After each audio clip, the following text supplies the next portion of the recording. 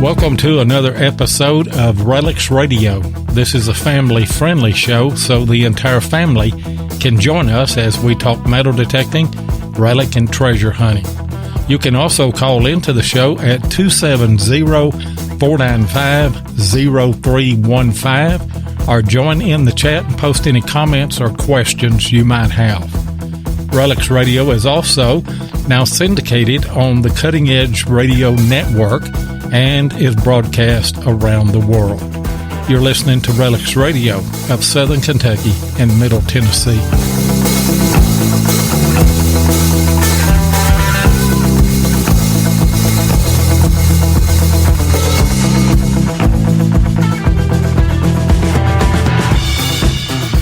And you are live on Relics Radio. Again, we want to welcome all of our live listeners tonight on the Spreaker app. We also want to welcome all of our syndicated listeners on the Cutting Edge Radio Network and everybody that will be catching the archive later if you can't listen live on Podbean, on iHeartRadio, on iTunes, Spotify, anywhere you get the podcast that you get. We're going to be there because we are just about everywhere. I am your host, Digging with Seven, and as most of you know, Tennessee Jeff will not be here tonight. His mom passed away yesterday, and he is at the funeral home, and so our thoughts and our prayers are with Jeff. And so in his stead, I have recruited half redneck Mark Hoover. Are you there, Mark? I'm here, Loy, and thanks for having me on. My heart, our hearts, and our prayers go out to Jeff. Jeff, if you're listening, you know our thoughts are with you tonight, and wish you were here. But we know you're taking care of what you need to, and our prayers are with you and your family. That is a hard situation. My mom and dad both are gone, and my wife's mom and dad are gone. So we've been through it 4 times, and it is never easy, but his mom was suffering, and so it's kind of a bittersweet thing. She's not suffering anymore, but obviously they hate to lose her, and so we just wish them the best. And when the show is over tonight, my wife is down in Tennessee. We've got some sick grandkids down around Nashville, and she went down there Sunday when we came back from the Chattanooga show. I dropped her off there and stayed the afternoon for a while and then came on in. But I'm going to leave immediately after the show and go down there, and then we're going to get up early in the morning and go to the funeral home. And by the way, guys, it is at Lafayette, Tennessee, if you are local. And I believe it's the Alexander Funeral Home there in Lafayette, Tennessee. I think the funeral is at 11 o'clock tomorrow. So, Jeff, if you're listening, brother, we love you, and our hearts go out to you, and you're in our thoughts and in our prayers. But I tell you what, Mark, I'm not real comfortable tonight with you as a guest because you're the boss. I mean, I'm used to you always getting on to me after the show, you know, and saying, you shouldn't have done this, you should have done this. And now then, you know, with Jeff, we're just 2 rednecks and we don't worry about it. But, you know, here you are at the same time with the boss. I don't know about that.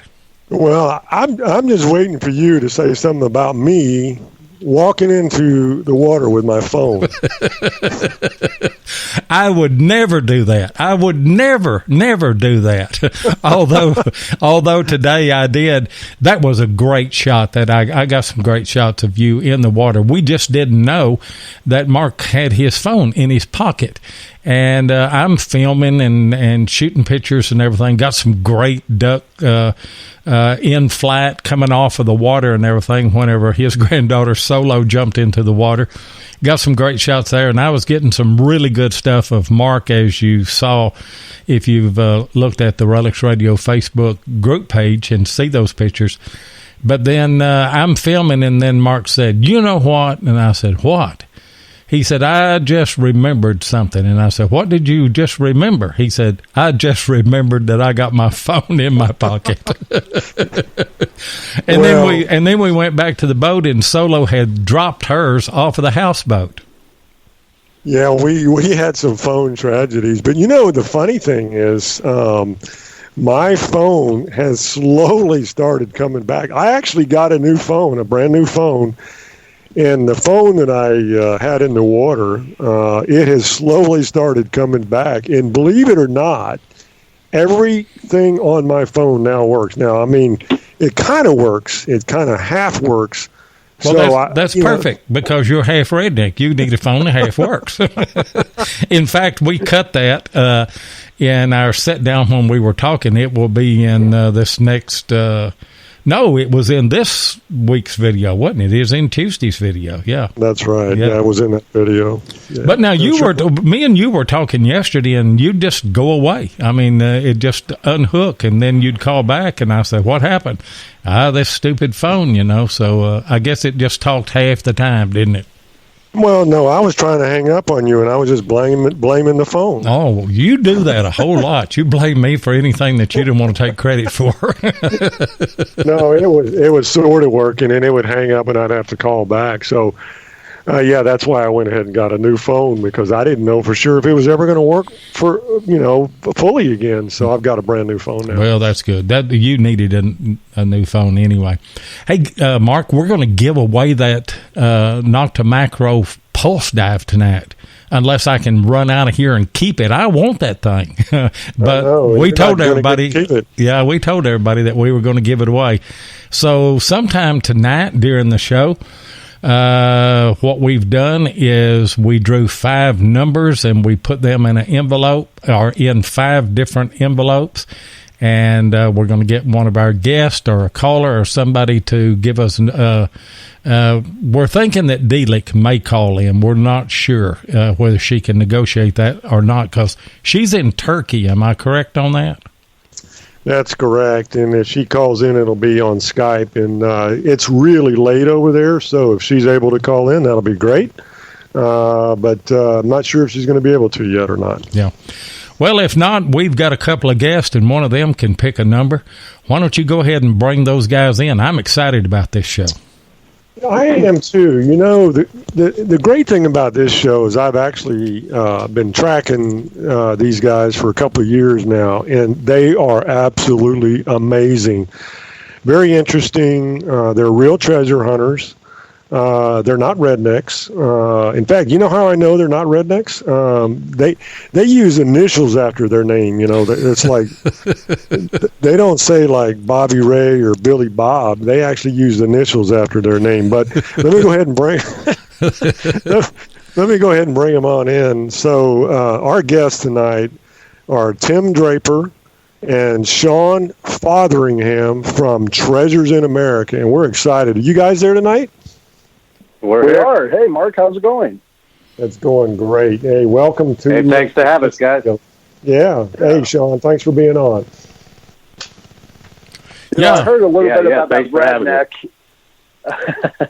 About that redneck comment. There is a little bit of redneck in us people to the west, Mark. Maybe not as much as you guys, but there is a little bit of redneck there. I mean, from where we live, it's considered Utah Dixie. When they first came down here to southern Utah, they started growing cotton, and so we got a little bit of that in us. That's right. I remember that. Yeah, there's a little bit. There's a little redneck in several places in the United States. They just some of them try to hide it. We take great pride in it. Well, good for you. When it comes to redneck, what I think of, Shaun, is we're out there, we're making homemade bombs and exploding them. We're shooting their guns. I would say there's some redneck in with that, don't you think? Yeah, I think we've had our fair share of dumb decisions out in the field, but we always tend to have fun with it. Down here, somebody's fixing to pull a redneck stunt whenever he says, "Watch this, boys. Hold my beer." And then they do that. Hey, Tim, let me start with you tonight. How did you get started? How did you get hooked in this whole treasure hunting idea and hobby? Oh, boy. So I would say, I tell a lot of people the story. It started off when I was 6 years old, and I know that sounds really young, but bear with me for a minute. When I was 6 years old, I've always liked the outdoors. Something about being outdoors gave me that drive. That's where I was most happy and excited in my life. When I was 6 years old, my dad, REI, I was born and raised in Tempe, Arizona. REI, a sporting just opened up there. My dad said, "Let's go down to the store. Let's go buy some backpacking stuff." So he took me down there, bought me a backpack, bought me some hiking shoes. And then we ended up over at the gun shop, and he bought me my first .22. And next thing I know, I just got like this lust for the outdoors. I love going camping. I love being outside. And then by the time that I hit 5th grade, social studies came out of that time. And I remember the teachers going around passing the books first day of school in 5th grade. That book was put on my desk, and I remember seeing the pictures, the pyramids of Giza, and all the Aztec ruins and Mayan ruins that are down in Central America. And I remember I saw that cover of that book, and I go, "Wow, I can't wait to get into this, man. I don't know what it is, but I really like this stuff." By the time I was 16 years old, I got my driver's license. Me and my friends were out driving around, and it always came up in the question of what should we do today, what should we do tonight. And I was always the guy that's like, "Hey, I know there's a ghost town somewhere. We have 4-wheel drive. If we go down this road 20 miles, who knows what we might find?" So I started really getting to the ghost town hunting out here in the West. And that's when I ended up realizing that I love history. And so the more and more that I dug into the history, the more I realized that even at a young age, there must be more than what people are reading and learning in school. So I really started dissecting it, I guess you can say, in a way. And then I started reaching out to people when I was around 18, 19 years old, and I noticed that there were treasure hunters out there, and that blew my mind. I'm like, people really do this? And so even at a young age, at the age of 18, 19, a lot of these treasure hunters were much older than I was, and I was just a young kid that they kind of treated like, "Okay, kid, that's good. Wait your turn in line. You got to earn your spot," kind of thing. And they did that to me for about another 10 years. By the time I hit 30 years old, I was working with some treasure hunters that were in their 50s, 60s, and 70 years old. I've been doing this for many, many years. And I kind of earned my spot. I was devoted. I didn't give up. I was persistent. And these guys started giving me more of their information. They started sharing some secrets. They started teaching me how to treasure hunt. And so it just evolved into that, and that's where I'm at today. So, Tim, how long have you really, from a serious treasure hunter standpoint, how long have you actually been going out there and treasure hunting yourself? I started when I was at the age of 17. And why I can say that is because by the time I was 17 years old, I already bought a book that was written about Spanish treasure in Utah. As soon as I bought that book, I read it 3 times in 1 week. By the time I was done doing that, I already knew the location where the Spanish mines and treasures was supposed to be. I went out and I bought a Garrett at the time. It was like a $400 or $500 Garrett metal detector. And I went out and I went looking for these lost mines. Ever since then, I've been hooked. So I would say at this point, I'm pushing a good 22, 23 years now.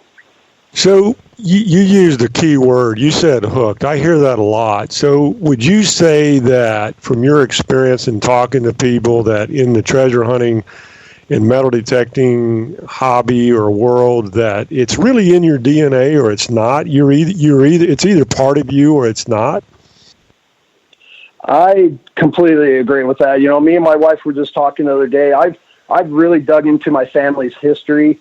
By doing my family's history, I found out where I came from, what motivated them. I won't go too much into that at this point, but my family has a history of leaders, adventure, conquering, all that kind of stuff. And it makes a lot of sense. I was telling her, is there any way, even after all these generations, that's in my blood, because that's what my ancestors did hundreds of years ago.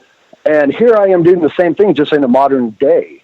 And so I really do think, and here's another thing that I tell people, when I take my team or when I'm with my mentors, and let's say we're just at a restaurant talking treasure, even people that don't know anything about treasure hunting, never really even watched a TV show, never read a book, they don't know anything about it. When they overhear our conversations at that dinner table in that restaurant, you could see it in their eyes, and they start asking us questions, and you could see that they're getting excited. And so I think there's a little bit of that hunt, I guess you can call it, that mystery in everybody, but some people have it more than others, if that makes sense. It does. And what about you, Shaun? How'd you get the bug?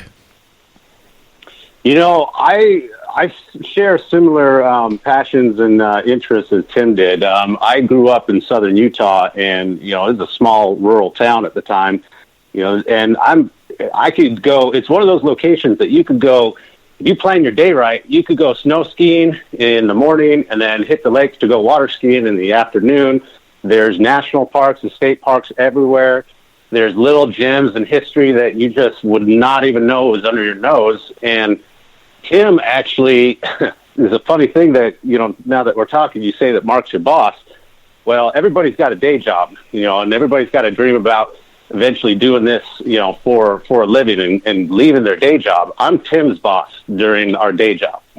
And it's interesting because when we go out, I got to take that hat off and I got to give it back to Tim. And I'm like, all right, here you go. Now you're the boss. Now you're leading this group. So I hired Tim.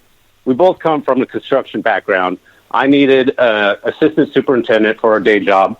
And slowly but surely, initially we butted heads, trying to feel each other out, trying to figure out how, this person needs to be managed, or, how are we going to work this professional relationship. And after a while, we got into a good groove, and he started to trust me. We became friends. And initially, when he opened up to me and told me that he was a treasure hunter, I thought like what everybody else thinks, like, yeah, come on, man. Seriously?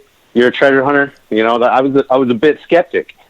And it took a while, and he still hasn't shared everything that he knows. I mean, this guy is a machine. He's a machine, and it's all I can do to keep up with him at times. But he opened up to me, and he told me some of his stories, some of his passions, his interests, what really drives him, and he approached me to be part of a team that he wanted to put together. I was actually one of the first guys that he came to, and to be honest with you, and I'll tell people this all day long, I was in a rut.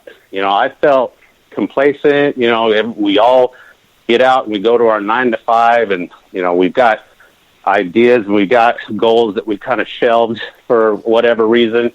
And he started talking to me, and he said, "Well, I heard you like to climb."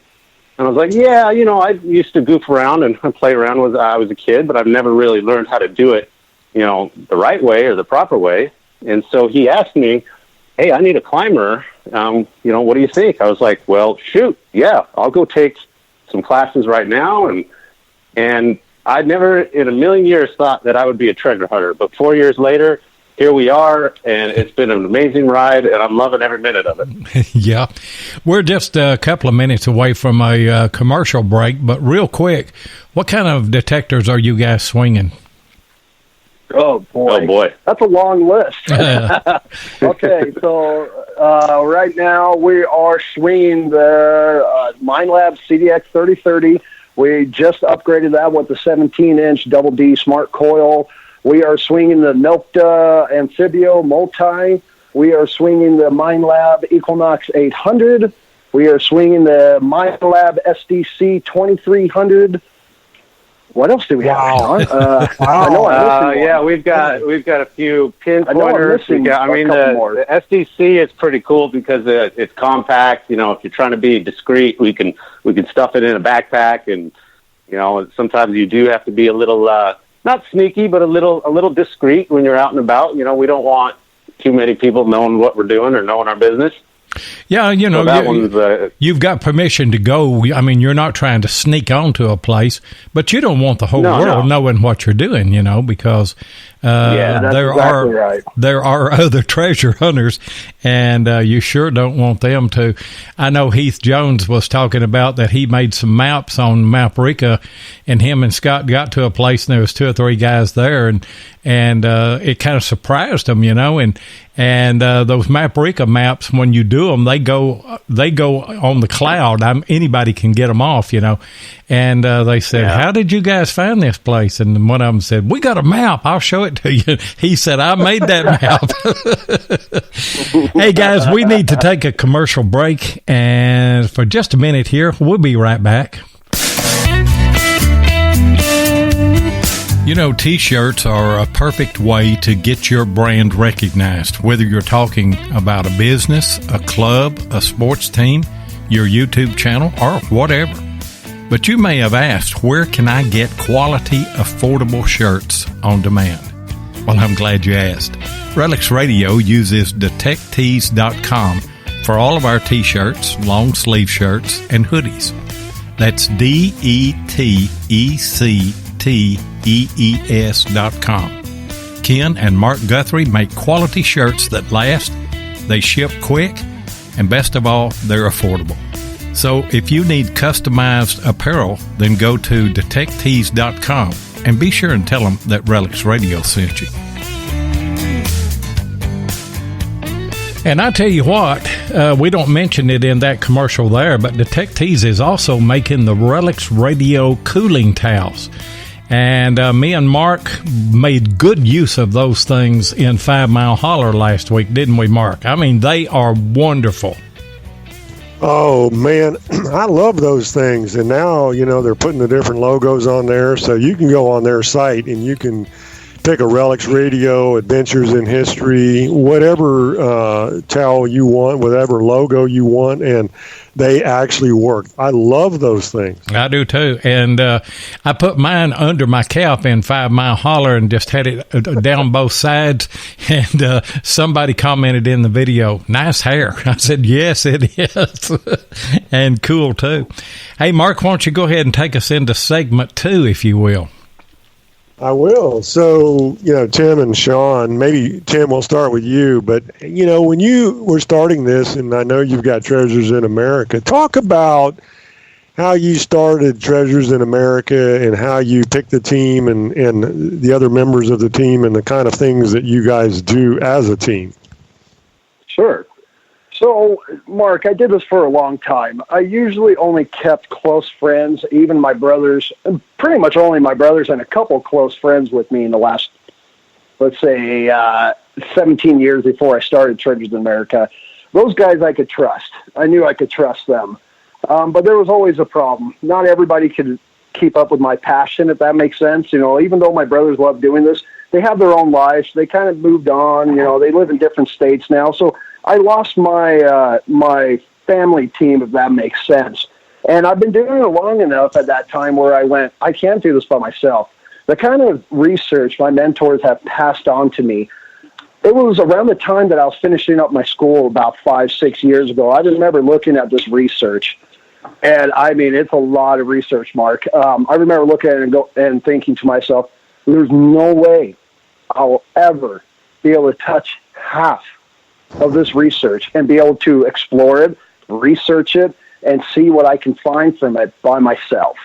And so I knew I was in need of a team. And, you know, I started looking around. At the time, this was 4 or 5 years ago, I didn't really see a lot of that happening other than maybe like the East Coast. You know, I seen some treasure hunting teams that go out scuba diving and treasure hunting and stuff like that. But back here in the East, there just was no, you know, back in the day, back in the 80s, the West used to have groups of treasure hunters, but something happened there, and they all kind of broke off and did their own thing, and there was really no organization over here, and I knew what I needed to do to accomplish what I wanted to accomplish was create a team of guys that had many different talents. Each one of them brought something new to the table.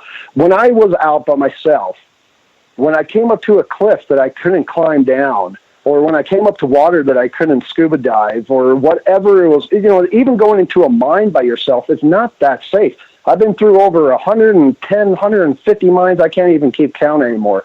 I don't like going in there by myself. I like going in there with people that know what they're doing and stuff like that. So I needed a team. So I was on the hunt. And again, I had to pick people who I felt like I can trust. And so I started doing what I call prospecting. I started, I'd pull out my smartphone at work and go, hey, guys, look at this. Look what I found last weekend. And some guys were like, oh, wow, that's cool. And they'll turn it around. Yeah, that's cool, Tim. And the other guys will go, whoa, let me see that. You got any more? And those guys that seem to have more of an interest in it, then I tried to get them hooked. For the next 6 months or so, I was like, oh, look what I'm going after this weekend. What do you guys think about that? And if they stayed hooked, then I started pursuing them a little bit further and further.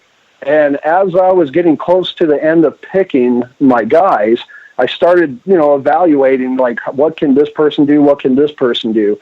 And luckily for everybody who I had, I eliminated and everything on that list, those same guys were the ones that did say right away, yeah, Tim, I'll do this with you. Let's go. Teach me. And to be honest with you, none of them, other than Todd Anderson, really knew treasure hunting. And to be honest with you on that part too, I knew that and I liked that. And I learned that from construction. I've been in construction for a long, long time now. Me and Shaun are both in construction management. We've been doing this most of our work lives. And what I've learned is that you can bring on the guy, the carpenter who says he has 30 years experience. You can't teach him a thing. And I don't necessarily need to teach him a thing because he's been doing it a long time. But that means I cannot teach him to mold, or let's call it that. I cannot mold him to become what I need him to become.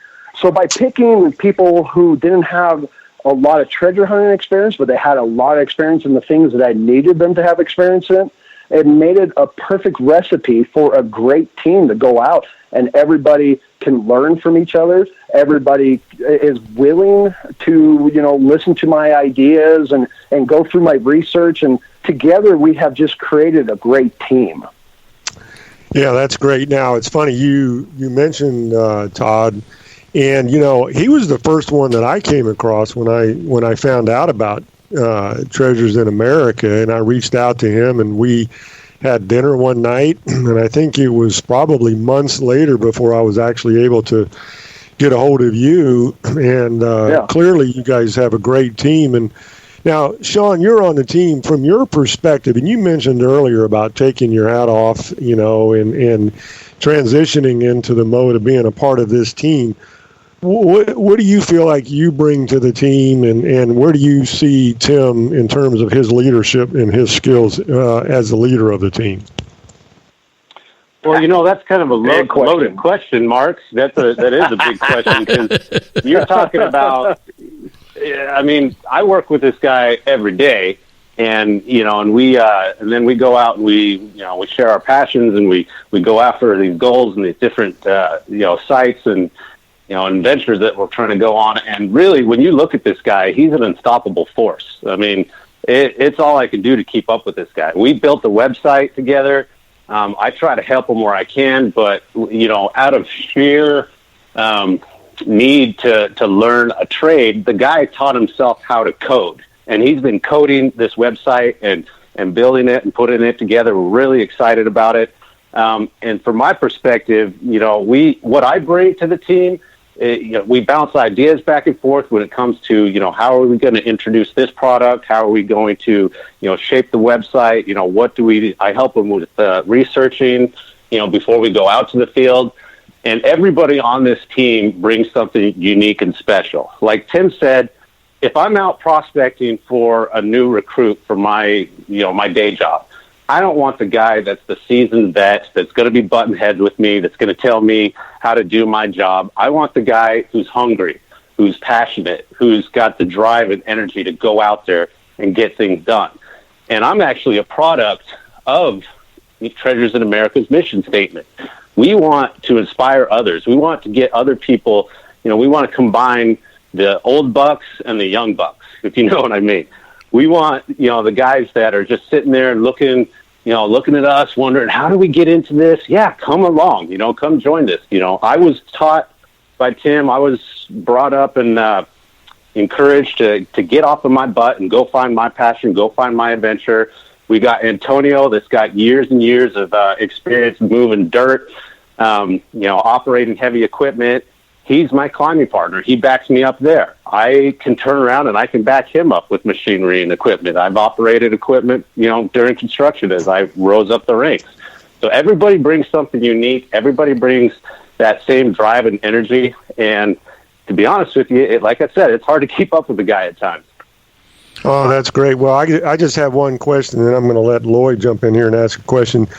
Do you guys allow anybody that's 150 years old to be a part of the group?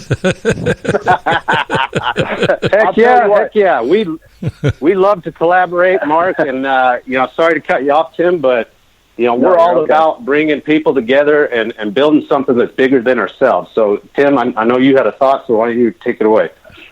I was going to say, I don't care how old you are. If you have heart, passion, and devotion, then you have a place here in Treasures of America. Treasures of America has a lot of people behind the scene, and even in the last month, we are going to do what we call prospecting. Once again, we're actually calling them prospects. So you guys, everybody will be able to see it in the next couple months. I'm going to take my time and kind of ease them in to, our social media and our website. But we are bringing in, this team is growing, and it's growing fast.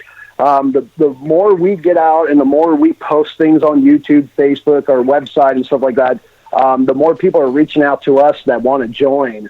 And I decided that, again, it goes back to my research.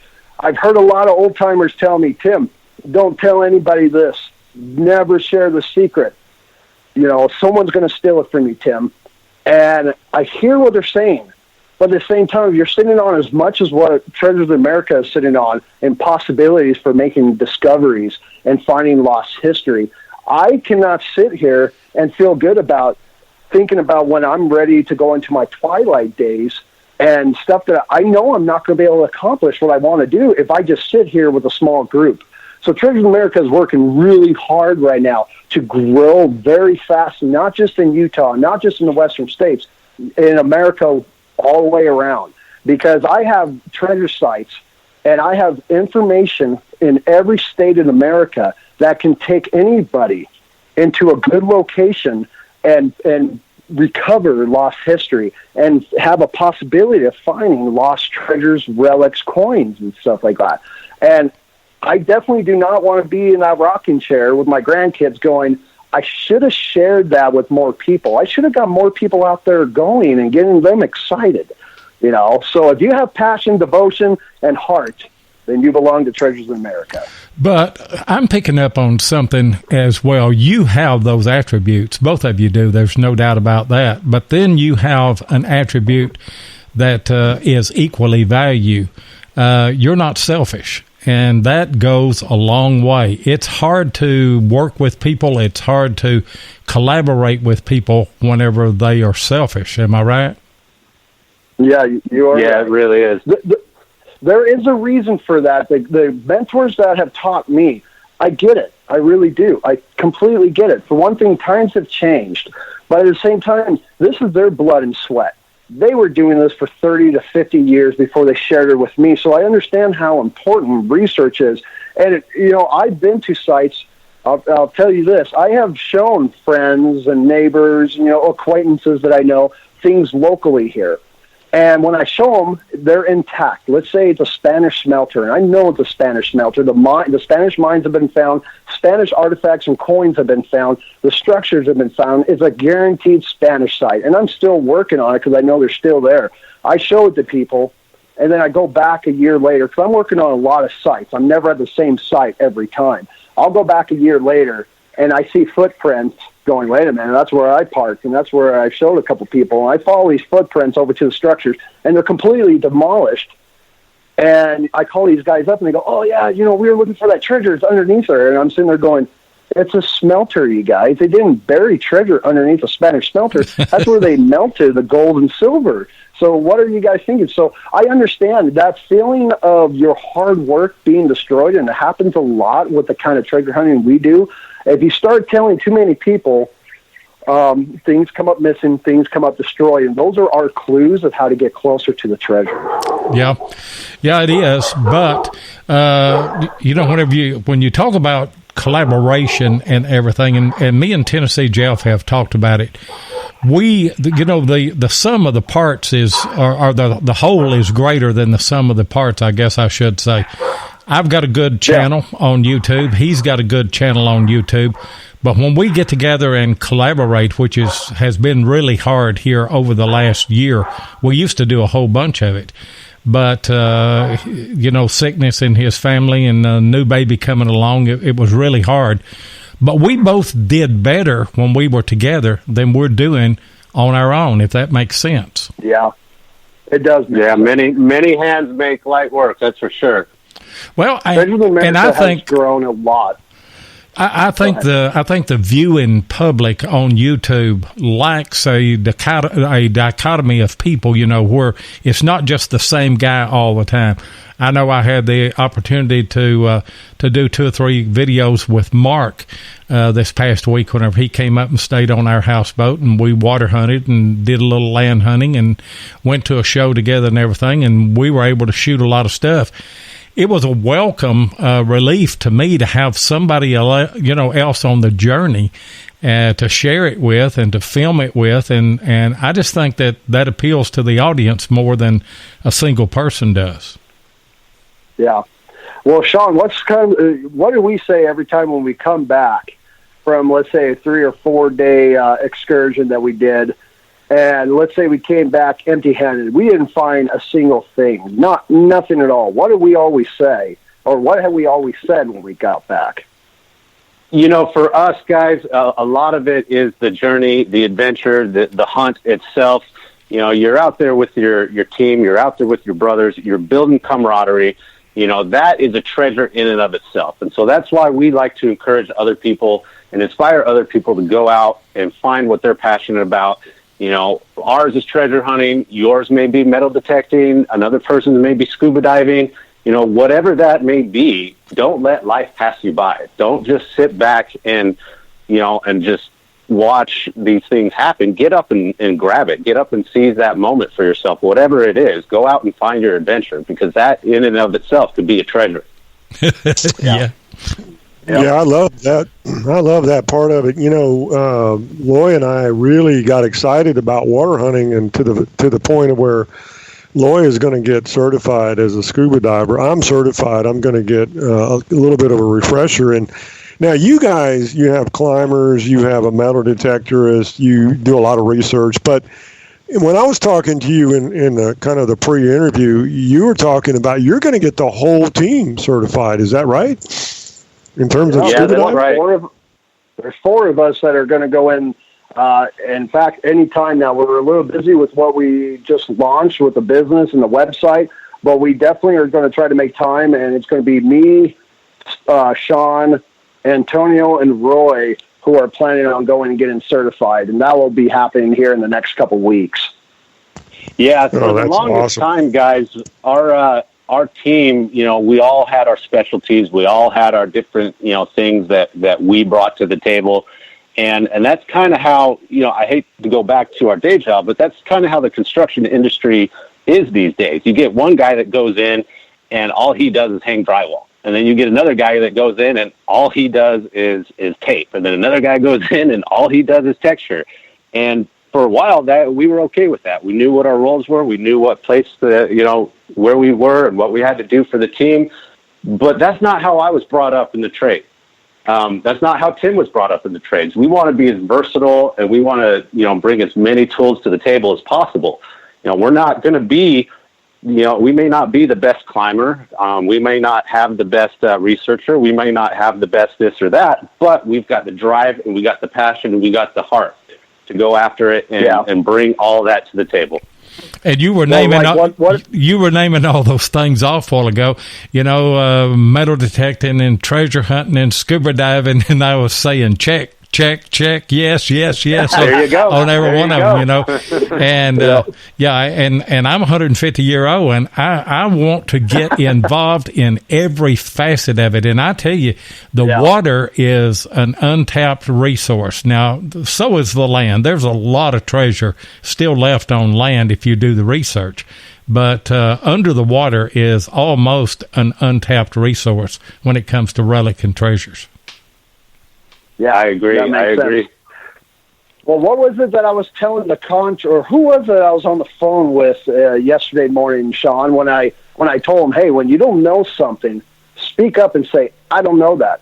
Because the reason why is if you tell people that you do know it and they find out you don't, then that's shame on you, and it's obvious. But if you say, I don't know how to do that, you could always learn how to do that. I'm just one of those kind of people where if I don't know how to do it, I'm sorry, I don't know how to do that, but I'm going to learn. You know, that's something that all of us humans have, and that's what comes with devotion and drive and passion. So I think, again, like what Shaun was saying and what you guys are talking about, I think it's just great for everybody to learn as much as they can.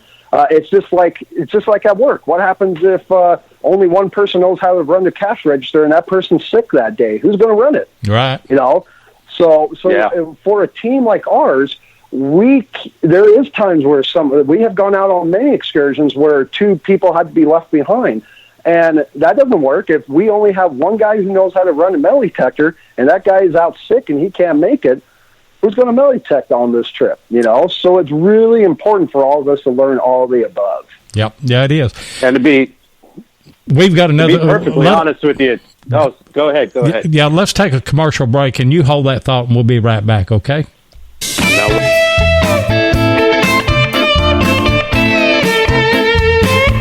If you want to keep up with what's going on in the metal detecting world, then you need to be a subscriber to American Digger Magazine. Butch and Anita Holcomb are the publishers of the magazine and have won awards for 3 straight years for being the best digger magazine on the market. American Digger Magazine is available in both print and digital formats, so no matter where you live in the world, you can enjoy the latest happenings in the hobby. You can get in touch with American Digger Magazine by going to americandigger.com or give them a call at 770-362-8671. And be sure and tell them that you heard it on Relics Radio. And hey guys, go check out American Digger Magazine. It is the premier digging magazine in the world today, no doubt about it. And as most of you know, I do produce their show on Monday night, American Digger Relic Roundup, and co-host with Butch Holcomb and with Jeff Lupert. I can't say anything. And we had a great time at the Chattanooga show this weekend. It's the first time that we've all sat down at the same table during the broadcast, and it was great. I didn't mean to cut you off there a while ago, but I was afraid if I didn't, we might run a little bit too long on syndication here. So go ahead and finish your thought now. Oh, no, you're fine. You're fine. I was just going to add to what Tim was saying that, it's important to be versatile, and there is a little bit of that selfish side there that when you see your buddies out there doing something fun or swinging a metal detector and you really want to jump in there and do it with them. So I think that's a big motivating factor as well. Yeah, very much so. You guys have talked a little bit about the team and the treasure hunting, and the thing that actually caught my attention first was treasuresinamerica.com, and I went and looked at it, and it was fascinating to me. But you guys are actually doing some amazing stuff with that now, and I know you're going to be launching, or you have launched. And why don't we talk a little bit about what you're doing now going forward, and some of the things you're going to be doing with treasuresinamerica.com, and how people can get involved with you guys. Sure. So yeah. I don't know if some of our followers are listening right now or not, but there was definitely a gap in the last year. We kind of disappeared without completely disappearing. I think of it as, when you watch that movie, the guy or the gal that wants to go learn kung fu, and they have to go way up in the mountains, and they disappear for a year to get that extreme kung fu, if you know what I mean. That's exactly what Treasures of America just did. We did just do what I call a soft launch of our business. We went out, we learned our kung fu, and we are now bringing it back much bigger and better than what we have ever done before. And that's with our filming. That's with we're sharing our stories. That's with the website. We spend a lot of time with the website. The website, we actually have paid 3 developers in the last year to create a vision that we had of the perfect treasure hunting website. 3 times. It took 3 times to get it right. 2 developers were fired. It was very costly. And now we finally got it right with a little bit of like what Shaun said. I learned after a year of watching developers do it, I did learn how to code and how to create websites. So I let the developer do the core of it, and then I took it on from there and kind of dressed it up and made it more treasure hunting, I guess you can say. But with the soft launch, we did just open up a very, very large treasure hunting store. And it's not just metal detectors, although we do have Nokta, we have Mine Lab, we have Garrett, we have Whites, but we also have the gear that you need to do the treasure hunting. It doesn't matter if it's all the way from just accessories in your truck, you're driving to the beach, you want to go scuba diving with your metal detector. We got the cup, we got the pouch for your seat, we have the accessories for your 4-wheeler, your UTV, we have the tents, the sleeping bags, we have everything you'll need to go out and successfully have a great adventure while you're treasure hunting. We also created a membership. In the membership, we're not going to get too much into the membership because we're kind of leaving that as a treasure hunt in itself. What we did is we created a membership for a one-time yearly fee, and we guarantee it so much that if anybody joins to become a member, if you are not happy with it within the first 30 days, if you don't see the obvious benefits that you get from being a member of Treasures of America, we will refund your money, no problem, no questions asked. And the reason why we came up with a store, we know there's other stores out there. Me and Shaun comes from an interesting generation, I guess you can say. At our age, it was a difference between, I know my mentors do things a little old-fashioned. We came from a generation where technology started coming up. And so me and Shaun and the rest of the guys from Treasures of America, we were able to envision a modern-day treasure hunt website, a modern-day treasure hunting store. and so what our hopes were and are is that people will see that we have really put our blood and sweat and passion and heart into this business plan, and that by going to treasuresamerica.com, you will see how it will benefit you. And really what we're trying to do is just bring better service and products at a better price with better services than what you'll find anywhere else. Because we really do care about people's adventure, and that's what the business is all about. Yeah, that's great. I've looked at your website. I've looked all over your website. I actually signed up for a membership, and I'm not just saying this because you're a guest, but your website is gorgeous. I mean, if people were looking at an example of a website and how to develop and design a website and take care of people coming on to the website, yours would be the example that I would point to. Now, the other thing, too, is I noticed on there is you actually share some of your information about it's not just going on there and looking products. You actually share information about treasure hunting on the site, too, as well, don't you?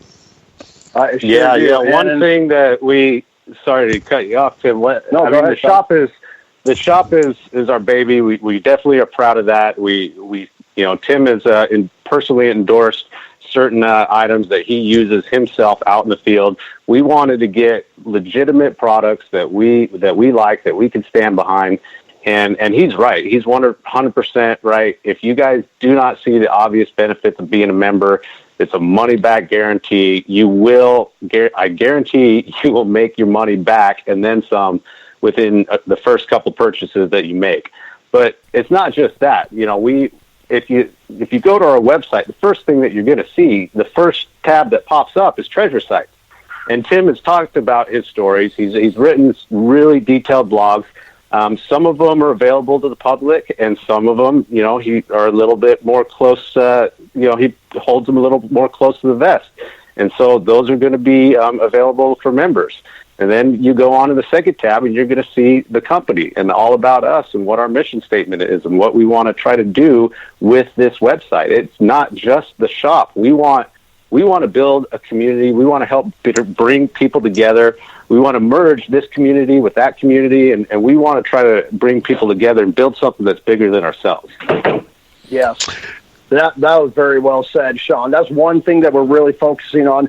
I was heartbroken when I saw the treasure hunting community break when I was at my prime, when I was coming into the treasure hunting, when I was following these mentors and these old boys that were really good at it. It broke my heart when they all split up. I don't know what it was. They all got in an argument. They couldn't agree on things, and they all split up. And everybody has been separated since then. One thing about Treasures in America, we're trying to get people. That's even why we named it Treasures in America, is because we were hoping we could reach out to everybody in America to make it for everyone, not for just Utah, not just for one particular state, but for everybody. Because that's what we're trying to do, is share our adventure and try to help inspire and motivate other people to do. They don't have to do exactly like we do, because we all have our own passion and our own hobbies, but we are trying to help create that and inspire people to go out and get off the couch and just go have an adventure.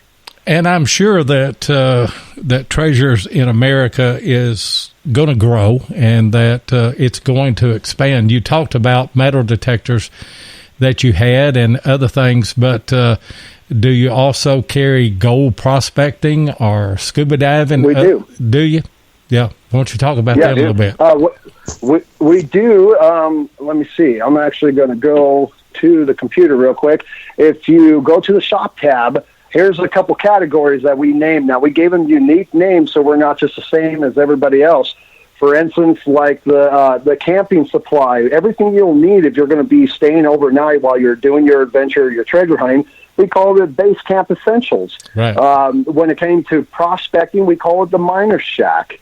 When it comes to climbing, we call it on the rope. And then you got down the river, hook and sinker. I mean, we even got things for one thing about Treasure in America, even when we're treasure hunting all day, we come back to camp and we know we're stuck there for 3 or 4 days treasure hunting, but we're too tired. We've been out hiking 9 miles all day, or we've been on the UTV and we're beat up. And so by the end of the day, we're rednecks too. Now it's time to, hey, what kind of gun, what kind of gun do you have in your tent? Oh, watch this. We sell ammunition. We sell holsters. We sell hunting supplies, everything from deer feed to, stands in the tree. We sell hooks and fishing poles. We sell it all because we do the same thing. When we're outdoors, it doesn't mean just treasure hunting. We're doing other outdoor activities as well. It sounds like one thing that... Go ahead. Oh, I'm sorry to cut you off. I did that again. Hey, the one thing I just wanted to mention real quick is Treasures in America is not limited to just America. We've got our friends and our contacts down in South America. We're trying to work North and South America. Antonio is kind of our ambassador to South America, if you will, and he's been working all of his Spanish contacts, and we're real excited to get to the point where we can make some trips down to Central America and South America, and we've got a big, broad vision of what we want to do. Yeah, it sure sounds like it, doesn't it, Mark? It does, and what's interesting is, I was thinking about Steve Zazulik, who we've had on and just came out with the book, The Ring Finder, and of course he's out of he's a Canadian out of the Toronto area, but he's one of the best known dive detectorists in the world, and was on the first episode or the first season of Oak Island, or The Curse of Oak Island. So we do a lot of stuff with Canadians, and we want to get more into working with the South American, because it is the Americas, and this is Treasures in America. But we love the fact that we can expand out to both South, Central, and North America as well through Canada. Well, here, I'll tell you this story real quick, Mark. So I just got back from Cancun a few weeks ago. A few of us Treasures in America members went down there with our wives and our kids, and we had a really fun time. We were gone for a few days. we stayed at a pretty nice resort. One of our investors, we were fortunate enough to stay in a really, really nice resort. I've never been in such a nice place before. And one day I was in the shower, and the food service guy comes up to the door, and I had my CDX 3030 sitting there with my new 17-inch double D smart coil, you know. And I'm coming out of the bathroom, and I hear this food service guy talking about, you know, he's Hispanic, you know, he spoke a little bit of English. But as soon as he saw the CDX, his eyes just lit up, and Leon's like, oh, wow, Tim, come here. This guy, he's really excited about this metal detector. And after talking to him for a few minutes, we realized that he treasure hunts himself. And then a lot of conversations came up and stuff like that. And he started saying how over in Cancun, and I did a little bit of exploring myself. We did rent a boat, and we went out in the water and did some snorkeling and kind of scoped out the area. I started realizing I'm sitting right in the area of some of my research I've been doing for years, the main path of where the Spanish galleon ships used to come through and land at the port of Mexico. We're right in the direct path of where those were. And there's a lot of sunken ships out there, and there's a lot of things to be found. And he started talking about how there are a lot of treasure hunters there in that area, and they're going out illegally. He did say it's illegal because Mexico likes to take everything that's found. But anyways, he was saying that there's a lot of them there, and he was explaining to me how a lot of them have to make their own metal detectors to go out and do this. And the more that I started, you know, when I got back from Cancun, I told Antonio, you need to reach out to these guys down in Mexico City, Cancun, and stuff like that, and reach out to these guys and start creating a friendship. And we have been told that if we come back there, they will take us to some sunken ships that they know of, and that there's still treasure and there's still all kinds of stuff in the water there surrounding that ship. And so that really opened up my eyes too, just even in the last month, going, wow, there's a lot of treasure out there. There's a lot of things to be found. And so again, networking is so important. That's why we want to grow. The more we grow, the more we learn, and you know, the more things that are out there for us to go after. Yeah, it sounds like. What are the salvage laws down in that part of the world, though? Well, we're also working with another group. This story has been written up. It is on treasuresamerica.com. It is for members only, but we have been working on a Lost City site, and this will kind of give you an example. I won't go too much into the story, but it is a 500-year-old legend of a lost, buried city that has been given to Treasures America, and we have not made it public yet because we have kept our word that we will not do it unless, you know, some of you know we were on the Travel Channel. Some of you have seen that we've done a lot of pilots and teasers for, you know, the History Channel and Discovery and all that kind of stuff. We've done a lot of local news things. So we made a promise that we will not disclose the location or do anything with this lost city until we bring some backing with us, some power, because they did say that even though it's their land and their city or their town, the Mexico themselves, if they knew what was in that ground, they would come take it from them. So in Mexico, and same thing with this guy who was talking to me about the metal detector, same thing. They're talking about sneaking in there and not telling anybody the location, and the things they find, they have to sneak it back on the boat and then go sell on the black market. So it's really a tough law down there. They really have to be careful with what they're doing. Yeah, it sounds like it. And, you know, on the Curse of Oak Island, they had to jump through all kinds of hoops all the time, and it's getting that way. And the Treasure Coast is that way. You know, there are so many laws that salvage laws down there, but it's getting that way all over the country. You know, harder and harder to find places and the permission to go in and do those things. The UK seems to have the best policy, where that you bring those things in, and if they keep anything for the museum that is of that quality, they will pay you for it. And I wish that, I wish America would do. I wish that they would open up a lot of the historical sites, and the museum, Smithsonian, or any of those have first shot at it. But if they took anything, they'd have to pay you a value on it or anything, you know. But a lot of my mentors have told me stories about that. That was one of the first things they warned me when I was coming out of school, I went to school for anthropology, archaeology, and history. I was majoring in anthropology and minoring in history and archaeology. And I remember my goal was to go work for the Forest Service or the BLM or, something like that. My mentors were the ones that kind of opened my eyes, and they started telling me stories about how they have found Spanish cannons, Spanish swords, and stuff like that in this area. And when they were younger, they did what they were supposed to. They turned it in. They let the officials know about it.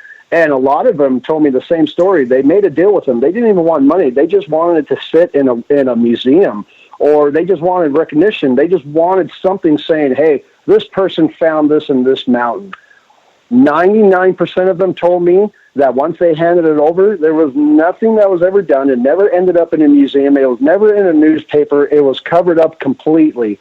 And that really has stirred up the treasure hunters, at least in the West Coast, if that makes sense, because a lot of them are not being greedy. A lot of them weren't greedy. A lot of them wanted to just say, look at what we found. Here's some lost history. This changes the history as we know it. Put it in a museum so people can see it. And that didn't even happen. So that's a real shame. It is, and it happens a lot out here. Yeah.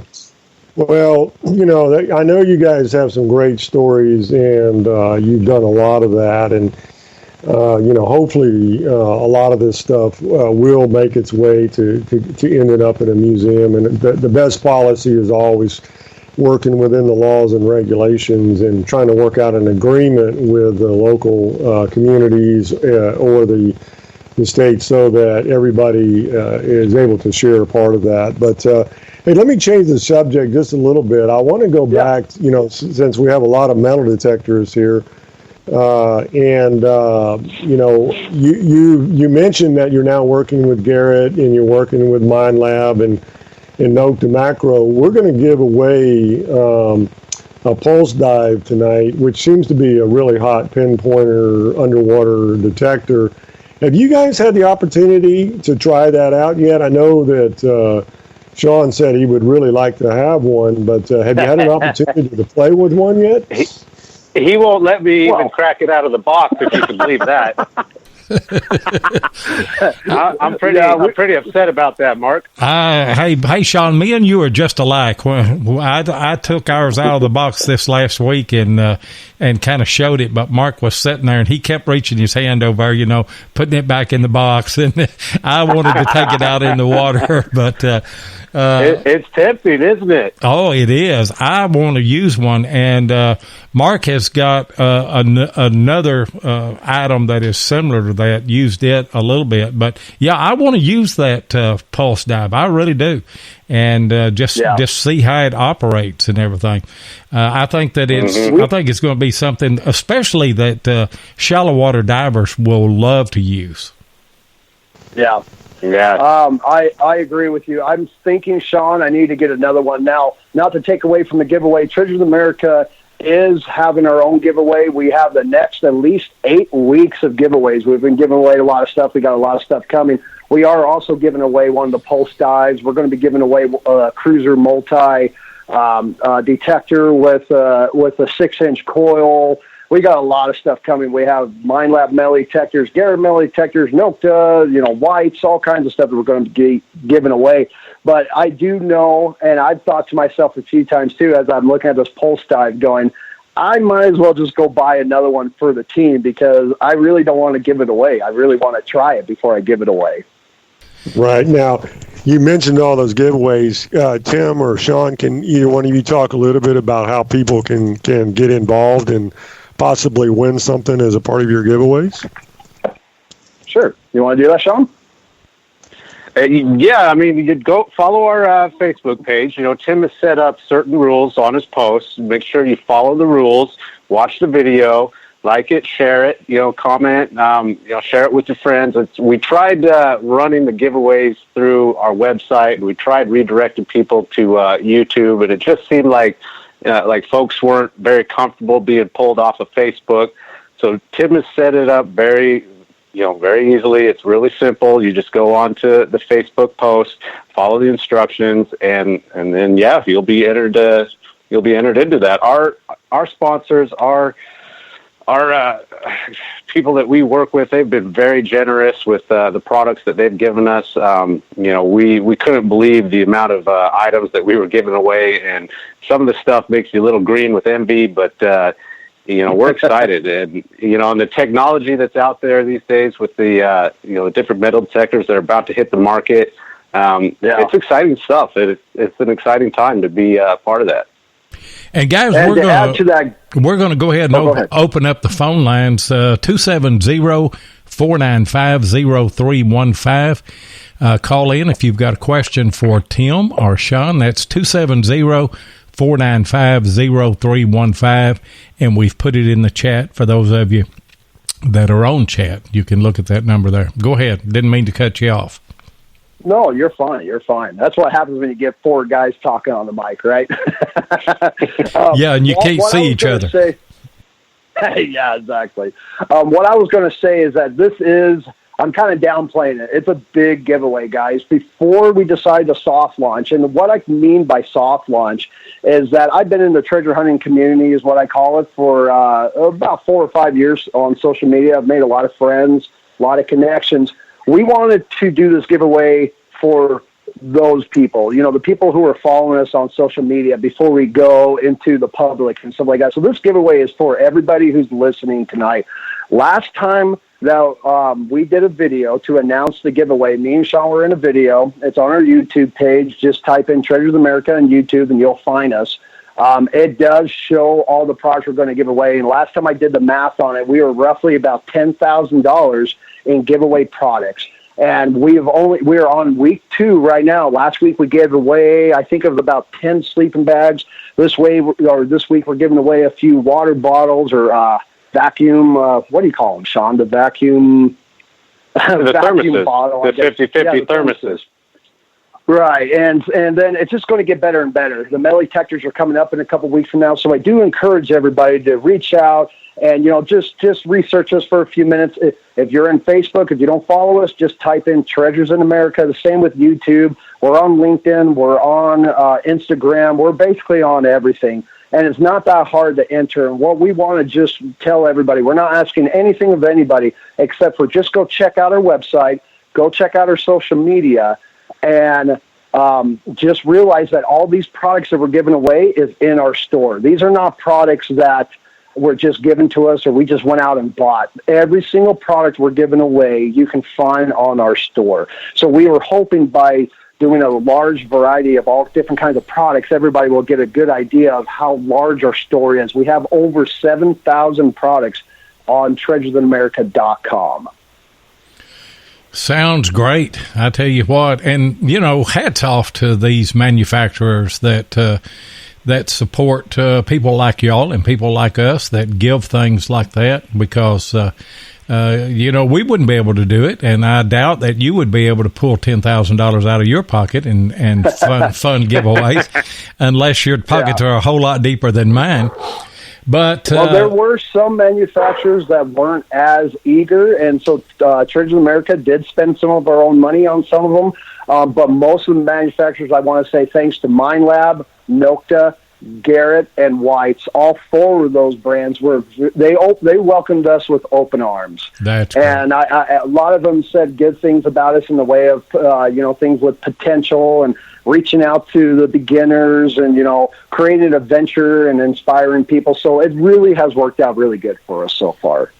And I'll tell you what American Digger does that I really like, and I think it's good for any site, and you guys may be incorporating this, but in the front of the magazine, they've got a Just Dug section that lets just anybody submit what they have found over the past month or two, And, it's not a full article or anything, but it does give them some recognition, and people love that. Yeah. Great minds think alike. They really do. We have, we've got that in the works. We want to feature certain people, something that's, it doesn't matter what you go out and find. Yeah. Yeah. Every month we are going to, the website was not, what you're seeing on the website is not even a 16th of where it's going to be in the next couple of years. We spent quite a bit of money to websites had to be developed from the start to either. The problem is I'll start from the beginning. We started off with treasureamerica.com off of a free site 4 years ago. Then I went to a paid site, and even that site we outgrew. And when we came up with the idea of what we're doing now, we knew that we were going to grow a whole lot more than what we are right now from launching with what we got.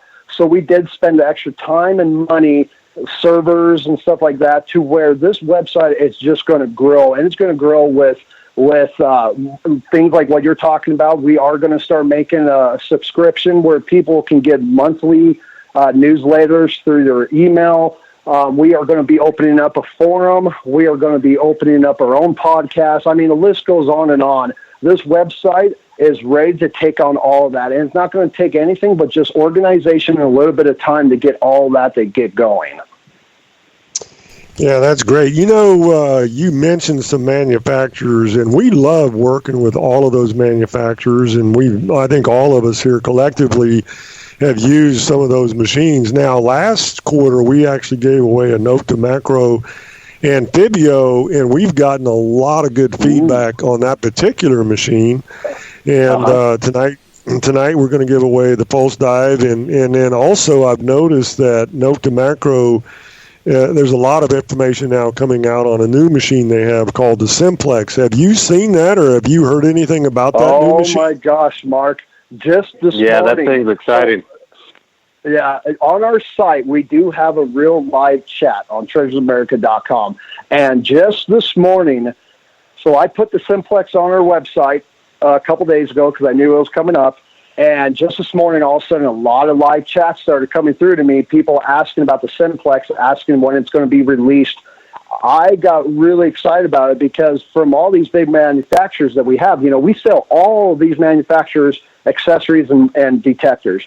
But I have noticed a void, and that void is for the people who don't want to spend $600, $800, $1,000, $2,000, $3,000.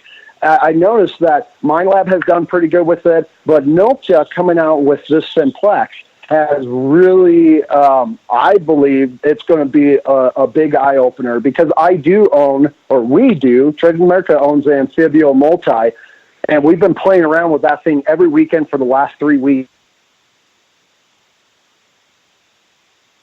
Oh, shoot, I think we lost Tim. He'll come back in. Go ahead and take over for him there, Shaun. Yeah, no, we've been watching that Simplex, and it's hitting all the hot buttons. We're really excited about the price point on that thing. Me being, representing the young bucks, just getting into this, community, I'm really excited about that because, this is something that it looks simple, easy to use. I can take it underwater. It's got the wireless headphones. Got the flashlight. It looks like you're getting a lot of bang for your buck. And we've already started taking, I believe we're taking pre-orders on that right now. I believe it drops, August 4th is when it's available? It does. Is that right? Yeah, it is. I just got an email from our warehouses that the pre-order, we're calling it pre-order right now, but it's only because we're only a couple days away from launching that. And so they're letting the orders, for instance, if someone buys one right now from us, we will put in the order immediately. And as of August 4th, they're going to start sending them out. Oh, that's awesome. Now, I guess we're going to have to give a real quick shout out because we had a guest on a couple of weeks ago, Darnell Williams, who is an amazing detectorist, and he uses the Nokta Makro Amphibio. And if you need any information around the Nokta Makro and how to use it, and what's nice about that is Nokta Makro was picking some individuals to represent Nokta Makro in the United States, and they're going to call them nomads. And we got notification last week that Darnell was actually picked as one of the Nokta Makro nomads. So a big shout out to Darnell Williams for getting picked for that. So that's exciting news for us. We saw that. Good for him. That's pretty cool. And he's a great guy, and he will be a perfect representative ambassador for Nokta Makro.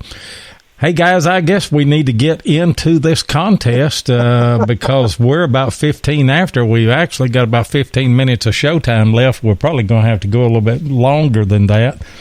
But what we did, we'd run a number generator and a random number generator, and we pulled out 5 numbers. I have put them in 5 envelopes. And I don't know what name or what number is in what envelope or anything.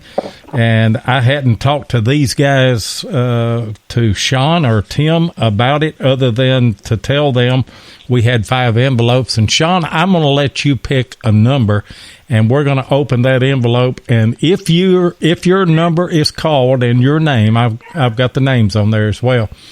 You've got 3 minutes to call into the show or put it in the chat, but you must know the 3 key words. We had a word that came out last week, the previous week, and the previous week, and you need to give us those names in the order that we released those 2 or those 3 key words. So, Shaun, give me a number, and I'll open my envelope, and we'll get started on this thing. Well, I think you just kind of subliminally led me down a path. 3 key words. Let's go with the number 3. Okay. There it is. Good number. Go with the number 3 then. Oh, my goodness. It is number 25, Mark Sloan. And for those of you that know, Mark Sloan won the Amphibio. Mark Sloan, if you're on there, hang up. Don't call in. But, this is a fair contest. I never know who's gonna get in or what have you. And Mark Sloan, you've got, and I'm going to set a timer on my phone, you've got 3 minutes to call in or to message us on the chat here. And we'll give you an opportunity to get another item from Nokta Makro. I can't hardly talk and set up a timer at the same time. He must be pretty stoked right now, winning two things like that. That's pretty cool. Well, he hadn't won this one yet. Oh, well, that's true. He's got to call in. He's got to call in. I haven't seen him on the chat. I really wish Mark would. Well, I shouldn't say that. I don't guess. But if he won it, I was going to tell Mark. I tell you what, Mark, I'm just going to keep it and I'll send you $100. And then me and Mark Hoover will get out there in 2 minutes and 19 seconds left. I have not seen Mark tonight. He may be working. So, he's calling in. Here he is right here. There we go. Mark Sloan. Are you kidding me? No, I'm not kidding you. Oh, wow. That is unbelievable. It is unbelievable. And we've got 4 more. Yeah, you're halfway there, Mark. Mark, you're halfway there. You're going to have to give us the names. And Loy, I don't know that we said they had to give him in order as long as he has the 3 words. I think that's really what. For anybody else, it would have been that way. But for Mark Sloan, since he's already got the Amphibio, do you know the 3, Mark? The first week, I'm pretty sure it was hollow, and then the second week was mile, and then last week was half. Okay. We say holler, but it is hollow. Is you take that, Mark? Mark Hoover? I will take it. I think it's hollow or holler is the same thing. We'll accept that. Okay. Hey, look, I'd just like to add, I just came from the funeral home and spoke with Jeff, and he wanted to reach out and thank everyone for all the kind messages and everything that they had sent to him. So I just thought I'd pass that along. Well, that's great. That's great. I'm going to leave after the show and go down to our youngest daughter's house in Mount Juliet, and then me and Raina are going to get up in the morning and go to the funeral home. But we will get this to you, Mark. Well, I guess Mark Hoover still knows your address because he mailed the other one, I think. So, I think it was Tim Henderson over at Murray Branch Outdoors. Okay. Well, one of us will get it, or either that or we'll hook up and hunt or something other and give it to you by hand. But or you can come up here to the lake and we'll use it. That's what I want to do. Well, I was just going to say, you're probably going to use it for a year and then let him come up and pick it up. That's right. You ain't got a problem with that, do you, Mark?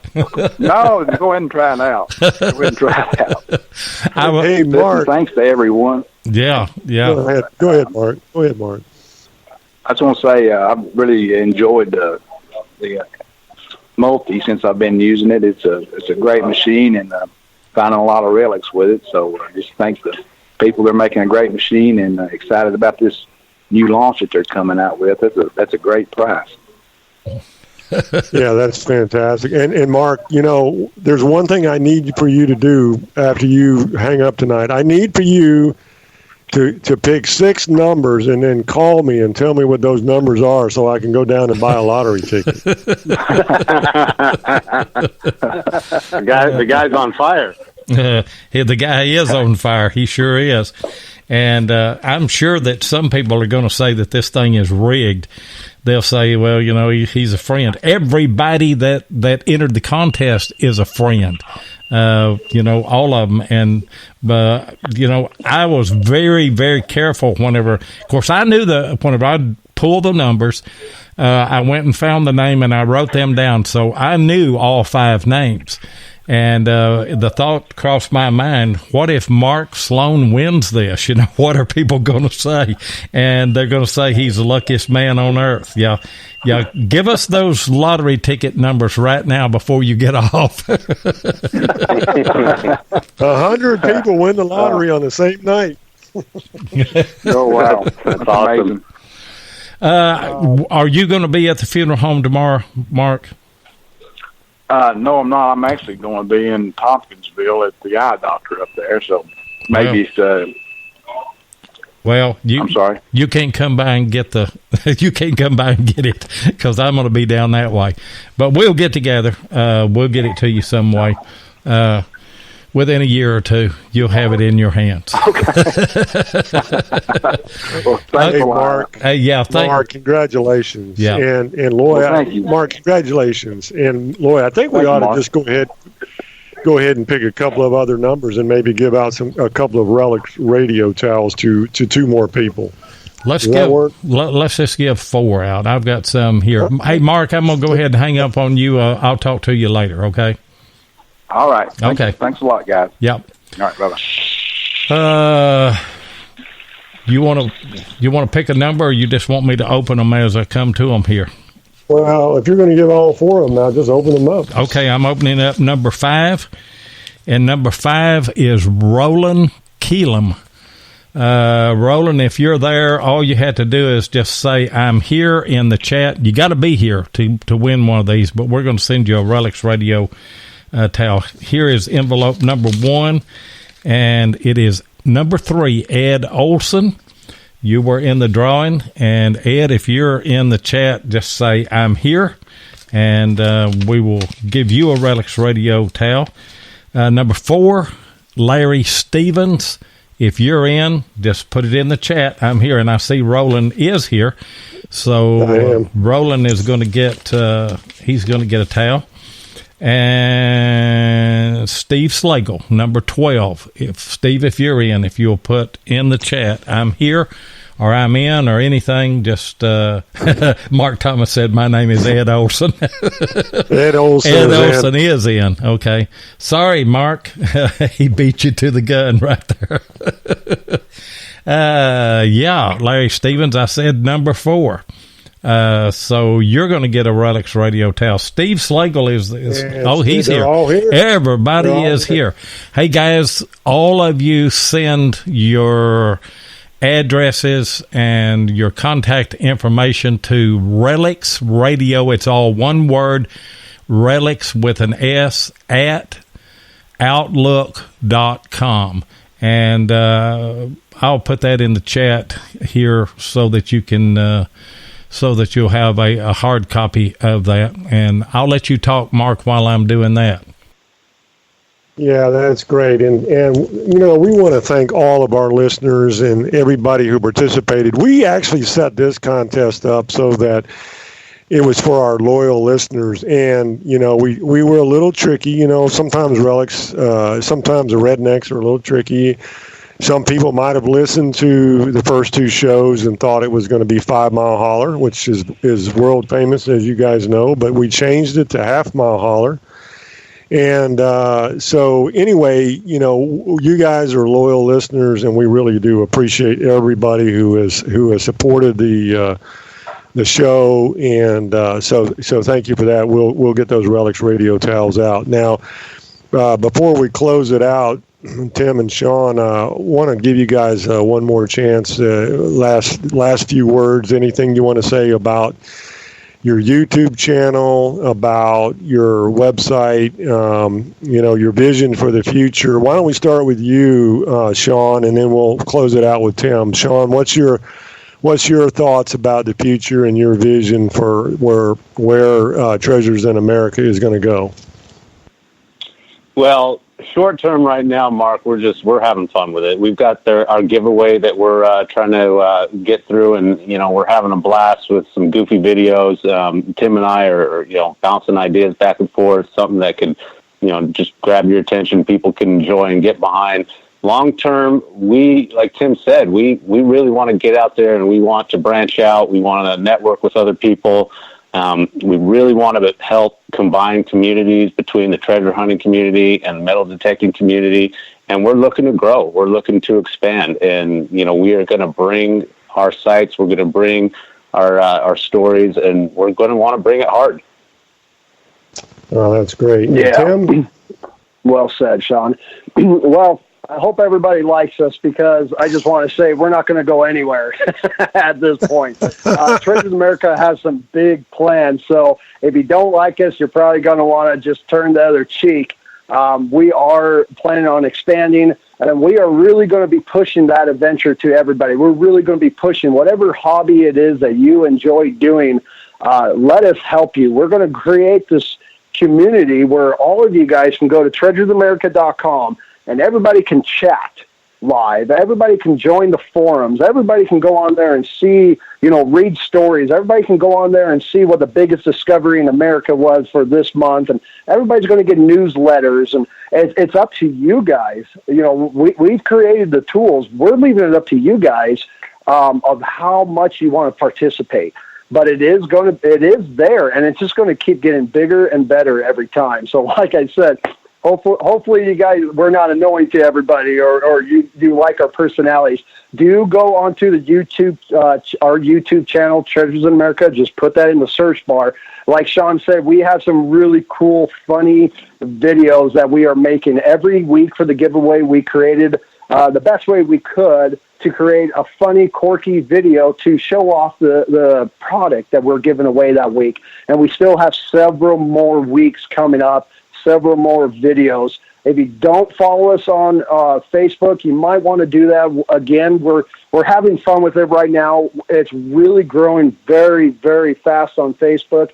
We got a lot of new people. I think in the last 2 weeks, we have grown almost 1,000 people that are following us now, and it's just going to keep getting bigger and bigger. We do want to help motivate, and for the more beginning people, or if you're more of a beginner, we definitely want to help you grow. And that's where the blogs, that's why we started with the blogs from now, hoping that our experiences and our knowledge and stuff like that can help you beginners start off with what you're doing. And we're going to keep creating tools. We're going to create videos that will break down the way we treasure hunt.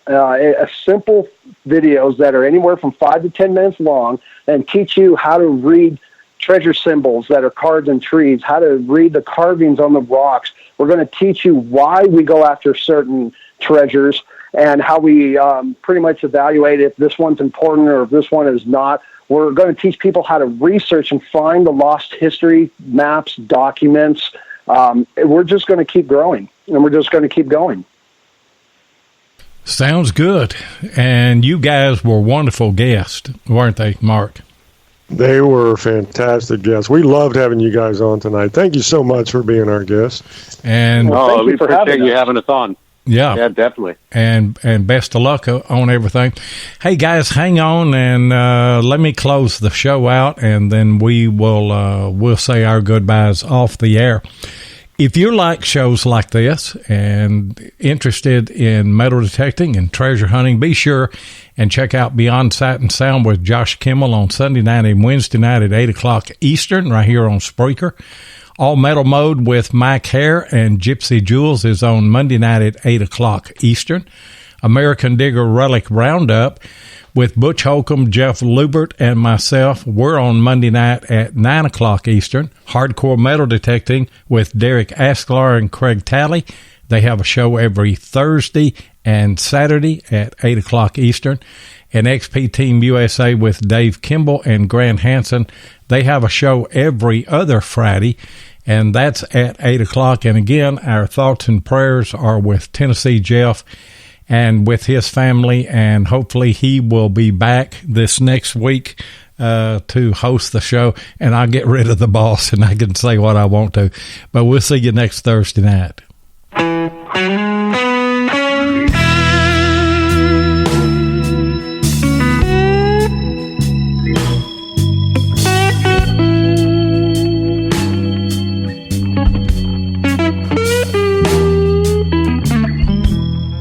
Thank you so much for joining us tonight on Relics Radio. We really do appreciate it. Be sure and join us live every Thursday night at 8 o'clock Eastern here on Spreaker, or you can catch the archive show at Relics Radio on Spreaker, iHeartRadio, iTunes, and many other podcast outlets. Relics Radio is also syndicated on the Cutting Edge Radio Network and is broadcast around the world. Please take a minute and hit the like button, and be sure and follow us so you'll get notifications of all of our upcoming broadcasts.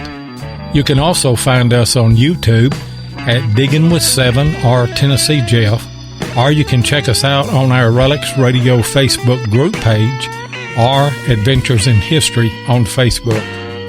If you'd like to get in touch with us, then send an email to relicsradio@outlook.com. We'd love to hear from you. We hope that you'll join us next Thursday night, and until then, get out there and dig some history.